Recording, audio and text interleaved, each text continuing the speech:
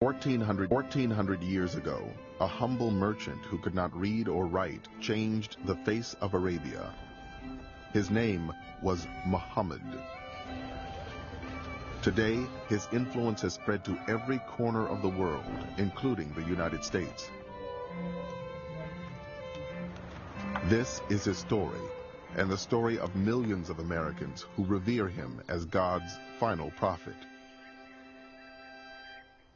Major funding for Muhammad, Legacy of a Prophet, has been provided by the Corporation for Public Broadcasting and by the David and Lucille Packard Foundation, Arabian Bulk Trade, Sabadia Family Foundation, the El Hibri Foundation, the Irfan Katwari Foundation, and Mir Imran.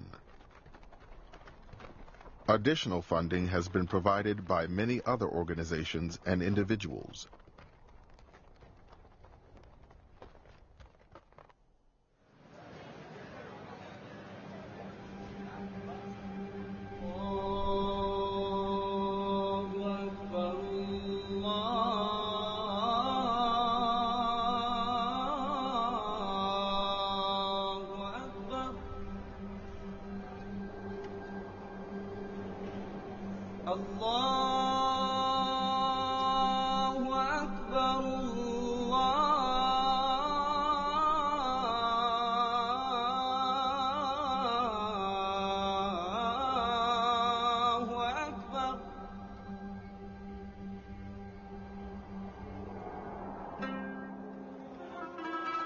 He was neither tall and lanky, nor short and heavy-set.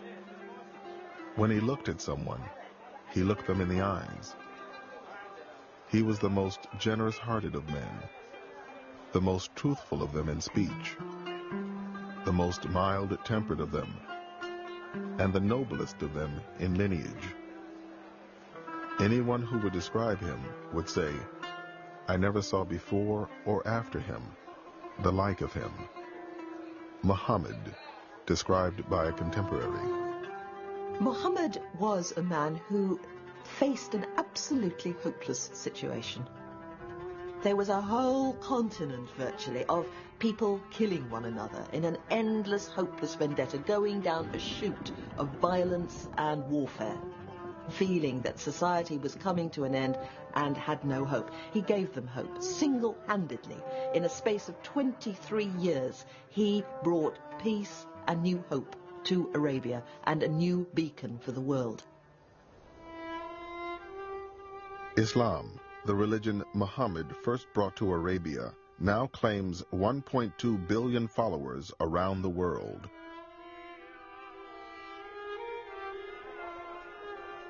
There are an estimated 7 million Muslims in America, where it is the country's fastest growing religion and the most diverse. Like America itself, the Muslims in this country come from all over the world. They have a common bond, not only in their religious faith and in their mosques, but in this story of Muhammad. They all look to it. This is the source of how to behave, of how to be a constructive citizen, of how to be a good parent, of how to be a good child, of how to seek knowledge and truth. These are values that are expressed most clearly for Muslims in the story of Muhammad. In the Quran, Allah says that Muhammad is the best example of behavior for you. And that's what he is, the guide for the way we deal with each other, and when we're in a position of authority, how we attempt to implement justice and law. The Prophet Muhammad, he asked the question to people around him, do you love your Creator? Serve your fellow man first. What does that tell you? It tells you, forget about all this intellectual, yeah, I love God and this and that. If you're going to, forget about talking the talk, walk the walk. You want to serve God, serve people. What more noble way to serve people than to risk your own life to save them?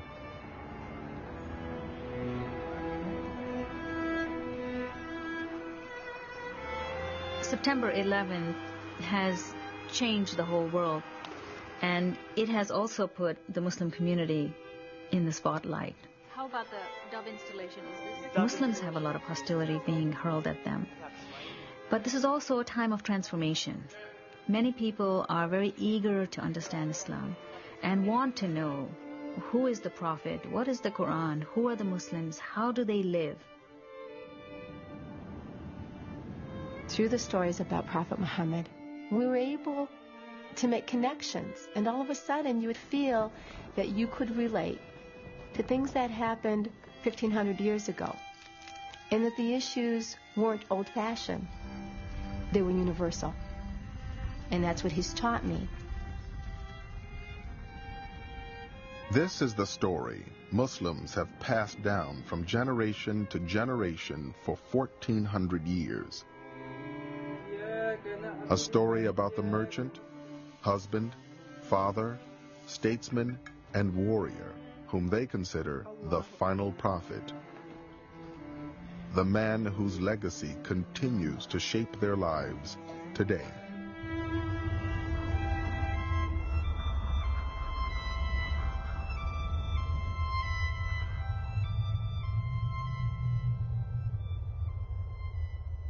The life of Muhammad is, even in its details, probably better known than any other major religious figure before modern times.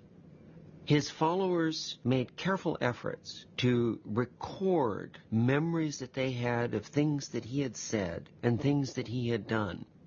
Many of these traditions may have been made up later on, but at the core, there seems to me to be little reason to doubt that there is a picture and a portrait of a living man.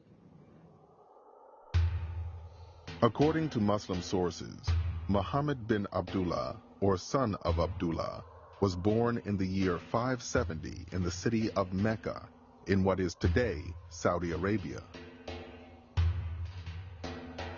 A poet of the times described Mecca as a place where winter and summer were equally intolerable. The world into which Muhammad arrived was a brutal one, defined by hunger, violence, and tribal warfare. You could not exist without your tribe. An individual in this dangerous world had absolutely no chance of survival. And that meant that the tribe had become perhaps the most sacred value in Arabia. It's a society that's based on the idea of vigilantism, that if somebody attacked my clan, then I have a right to go and attack anyone from his clan. They saw justice as taking revenge. The Arabs of the 6th century had no written code of law, no common religion, and no central government. In this dangerous world, Muhammad had the good fortune to be born into Mecca's powerful tribe, the Quraysh. But his father died before he was born, and his mother died when he was only 6. His uncle, Abu Talib, was left to raise the young orphan. He surely had to have worried about his future, what will he be? And so he must have been a very introspective child.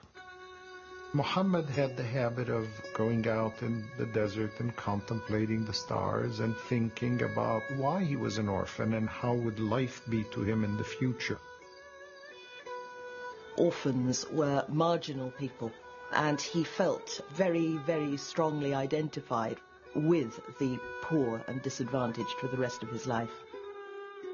The Mecca of Muhammad's youth was both a religious and a commercial center, located at the crossroads of 2 major trading routes.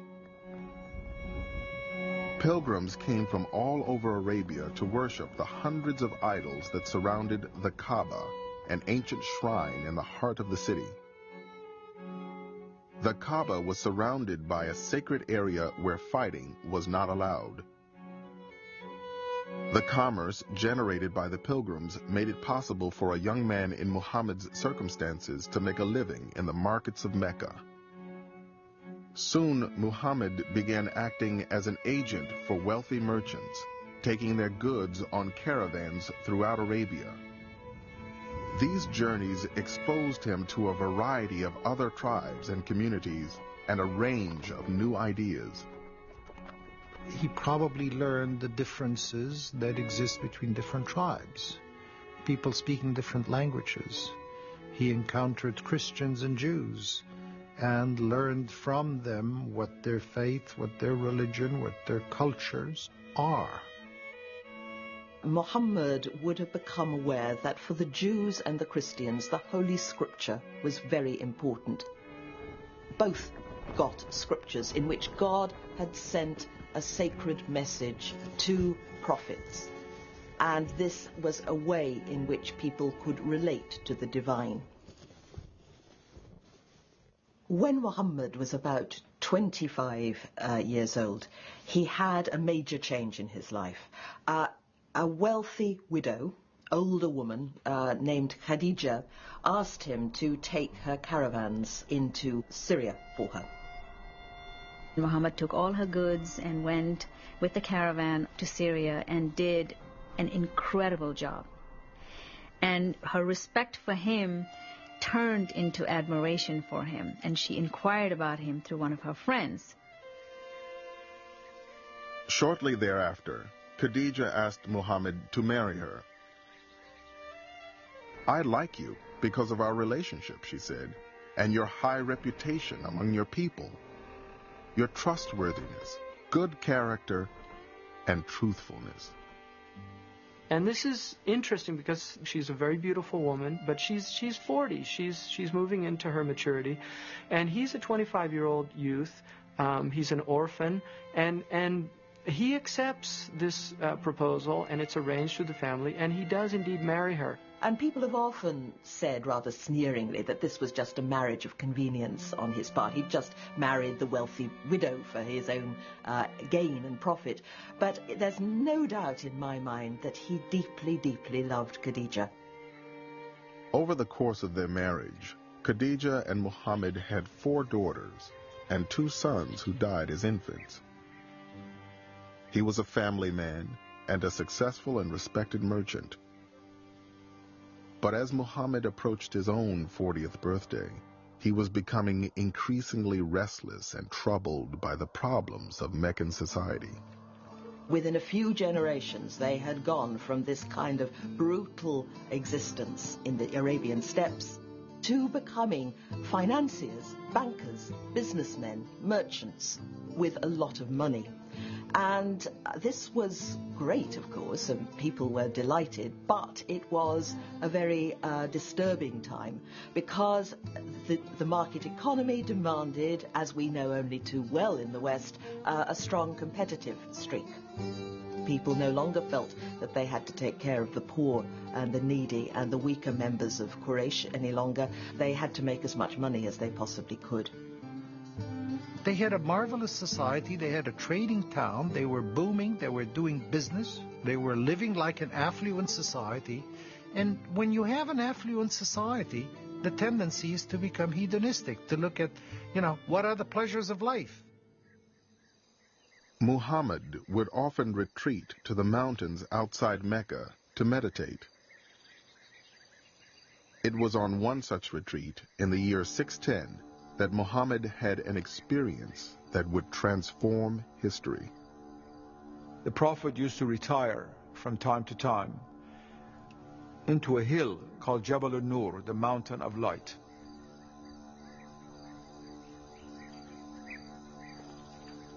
When you climb up that mountain, and many people still do it, on top of it is a cave called Al-Hira in Arabic, into which the Prophet would oftentimes retire in order to contemplate and to pray and to be still with God.